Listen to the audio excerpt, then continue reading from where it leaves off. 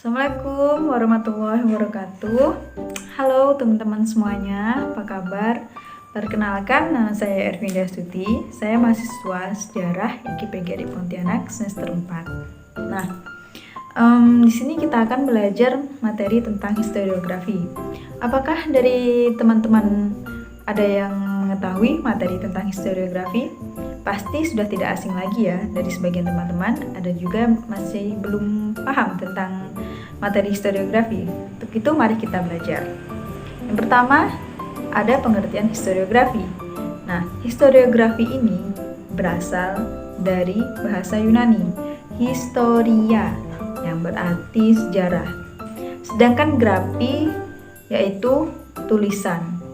Nah, adapun menurut Louis Gatzel bahwa historiografi berarti kegiatan dalam kerja keilmuan di bidang sejarah yang menghasilkan tulisan sebagai kategori pemikiran teoritis dan metodologis proses penelitian sejarah. Dari sini teman-teman bisa memahami ya. Ada 4 macam historiografi yang perlu teman-teman ketahui. Yang pertama, ada historiografi tradisional dengan memiliki ciri-ciri. Pertama itu bersifat istana sentris, yang kedua regiosentris, yang ketiga subjektivitas tinggi, yang keempat feodalis aristokratis, yang kelima mengandung anakronisme dalam penulisannya. Selanjutnya yang kedua ada historiografi kolonial. Nah, dengan memiliki ciri-ciri yang pertama itu sudut pandang penulisannya adalah Nirlandosentris atau Eropa sentris. Kemudian yang kedua cenderung mengabaikan sumber lokal dalam penulisannya atau dalam penyusunannya. Kemudian tulisannya bersifat subjektif kepada pemerintah kolonial. Kemudian tulisannya bersifat diskriminatif terhadap rakyat Hindia Belanda. Serta yang ketiga ada historiografi nasional Nusantara, yaitu memiliki ciri-ciri sudut pandang pada tulisannya pada historiografi nasional adalah Indonesia sentris. Kemudian yang terakhir, yang keempat, ada historiografi modern, di mana bersifat metodologis dalam penulisannya, serta bersifat kritis historis karena di dalam menggunakan pendekatan multidimensional. Nah, itulah macam-macam dari historiografi. Untuk itu, semoga teman-teman paham ya tentang pengertian serta macam-macam historiografi beserta ciri-cirinya. Nah, untuk selanjutnya kita akan membahas tentang karya-karya fenomenal dari historiografi di Indonesia. Untuk itu apa saja? Simak terus ya videonya.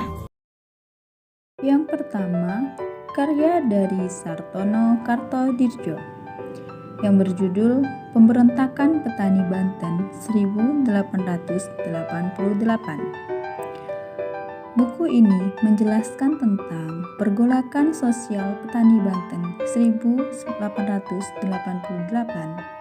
adalah gejolak yang ditimbulkan gerakan milionari karena dapat dibuktikan bahwa pemberontakan itu kental akan ramalan adanya Mahdi dalam Islam. Yang kedua, karya dari Adrian. Ini menggambarkan sejarah tentang pelayaran dan perniagaan Nusantara pada abad ke-16 sampai 17, sesudah kerajaan-kerajaan di Indonesia, sesudah masa pertumbuhan atau perkembangan kerajaan Islam antara tahun 1500 hingga 1700. Yang ketiga, ada karya dari Abduh Muhammad ini menceritakan perlawanan terhadap imperialisme dan kolonialisme Eropa di Sulawesi Selatan rentang waktu mulai abad 18 hingga 20. Yang keempat, untuk karya yang satu ini, Renville. Buku ini menceritakan tentang perjanjian Renville. Persetujuan ini sebagai suatu peristiwa yang menentukan bagi penyerahan kedaulatan dari Kerajaan Belanda kepada RIS atau kepanjangan dari Republik Indonesia Serikat.